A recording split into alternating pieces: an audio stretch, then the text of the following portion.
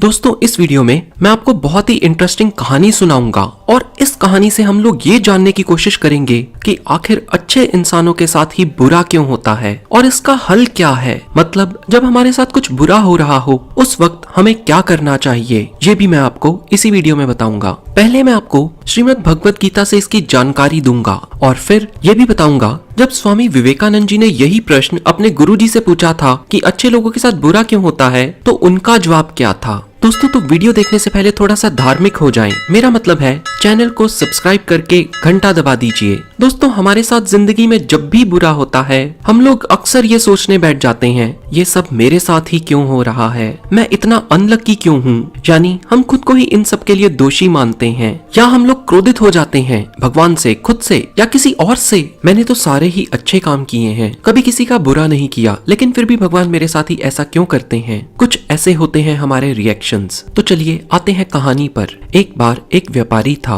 वो व्यापारी कृष्ण भक्त था, कभी किसी का बुरा नहीं करता था, ना ही कभी किसी का दिल दुखाता था। वो हर रोज भगवान के मंदिर में प्रार्थना करके भगवान से आशीर्वाद लेकर अपने काम पर जाता था और इस व्यापारी के आसपास के सभी लोग इससे बहुत ही खुश थे। व्यापारी की पूरे शहर में इज्जत थी। वहीं दूसरी ओर एक बहुत ही घटिया आदमी था।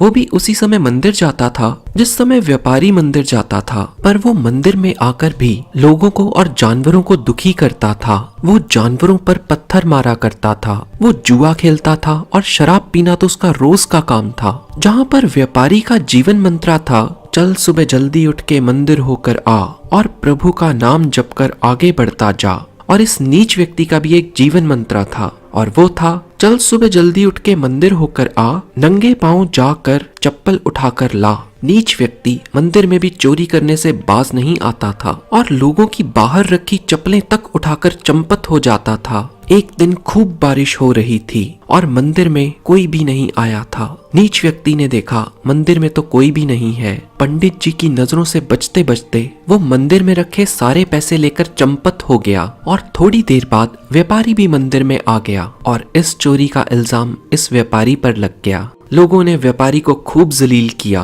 खूब फटकारा। कोई कहता बुलाओ पुलिस को, सिखाओ सबक इस चोर को, कपड़े तो इतने अच्छे पहनता है और कर रहा है चोरी, और वो भी मंदिर जैसे पवित्र स्थान पर। शर्म आनी चाहिए इस नीच इंसान को, बुलाओ पुलिस को। बहुत मिन्नतें करने के बाद व्यापारी किसी तरह मंदिर से बाहर आया और जैसे ही अगले चौक पर पहुंचा एक बड़ी तेजी से कार आई और व्यापारी को ठोक कर भाग गई। व्यापारी गिर गया, उसको कुछ चोटें आई, लेकिन टक्कर के दौरान किसी तरह कार में से एक बैग गिरकर बाहर आ गया, जिसको कार वाले ने डर के मारे उठाया ही नहीं, क्योंकि कार वाले को वहां से भागने की जल्दी थी। गलती कार वाले की थी, उसने व्यापारी को गिरा जो दिया था। वो नीच इंसान पास ही खड़ा सब कुछ देख रहा था। काफी शराब भी पी रखी थी उसने। इस बैग को जल्दी से लपक लिया उस शराबी ने। बैग को खोलते ही शराबी के होश का ठिकाना ना रहा। नोटों से भरा था वो बैग। वो खुशी के मारे उछल पड़ा और चिल्लाने लगा, अरे आज तो खूब माला माल हो गया। पहले सुबह मंदिर से माल मिला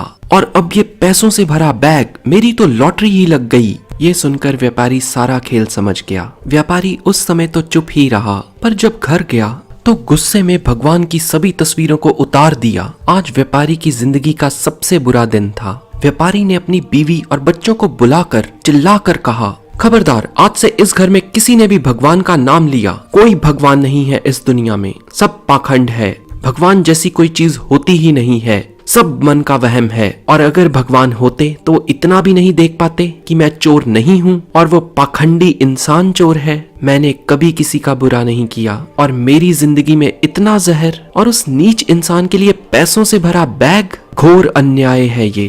कृष्ण भक्त का दिल अब पूरी तरह से टूट चुका था। रात का खाना बिना खाए ही वो अपने सोफे पर लेट गया और काफी देर लेटे रहने पर उसको नींद आ गई। अब उसको दर्शन दिए भगवान ने। भगवान ने उसको सपने में आकर बताया, जानता है आज तेरी जिंदगी का आखिरी दिन था, आज तेरी मौत होने वाली थी, क्योंकि पिछले जन्म में ऐसे तूने भी निहत्थे साधकों पर जानबूझकर गाड़ी चला दी थी और उन सब साधकों की मौत का ऋण तुझ पर बकाया था और उस नीच व्यक्ति के पिछले जन्मों के कारण उसको राज मिलना था। लेकिन उसके इस जन्मों के बुरे कर्मों के कारण उसको कुछ पैसे ही मिले। दोस्तों, इस कहानी से हमें सीख मिलती है, हमें जिंदगी में दुख और तकलीफें जितनी भी मिलती रहें, हमें अपने परमात्मा में अपना विश्वास कभी कम नहीं करना है। और अगर हमारे साथ कुछ बुरा हो रहा है और हम अपने कर्मों को सही रखते हैं तो हमारे साथ उतना बुरा नहीं होगा जितना बुरा होना था। हमारे कर्म ही हमारा भविष्य लिखते हैं और कर्मों का फल हमें मिलता है। और हाँ दोस्तों, स्वामी विवेकानंद जी ने भी यही प्रश्न अपने गुरु रामकृष्ण परमहंस से किया था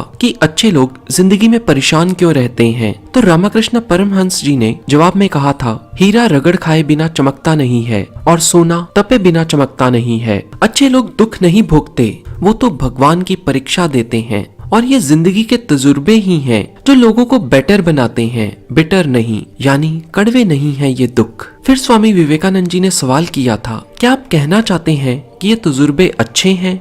तो रामकृष्ण परमहंस जी ने जवाब में कहा था, हाँ, ये तजुर्बे एक टीचर की तरह हैं। जिंदगी तुम्हें पहले एक टेस्ट देती है और फिर एक लेसन देकर जाती है। दोस्तों, कितनी सच्चाई है इस बात में। पहले तो जिंदगी तुम्हें टेस्ट देती है और फिर एक लेसन देकर जाती है। इसके बाद स्वामी विवेकानंद जी ने सवाल किया, इतनी कठिनाइयों को संभाल पाना भी मुश्किल हो रहा है। तो रामकृष्ण परमहंस जी ने जवाब दिया, आंखें केवल दृश्य देखती हैं, दिल रास्ता बताता है, इसलिए अपने अंदर झांक कर देखो। परेशानी का हल बाहर से नहीं अंदर से मिलेगा। फिर स्वामी विवेकानंद जी ने सवाल किया, क्या असफलता दुख नहीं देती? इस पर रामकृष्ण परमहंस जी ने जवाब दिया, सफलता या असफलता दूसरे देखते हैं, इंसान खुद तो केवल अपनी संतुष्टि देखते हैं। और फिर स्वामी जी ने वो सवाल किया जो अक्सर लोग करते हैं, हम हर पल मोटिवेटेड कैसे रह सकते हैं? रामकृष्ण परमहंस जी बताते हैं, हरदम ये देखो तुम कितनी दूर आ चुके हो, ये मत देखो कितनी दूर जाना है।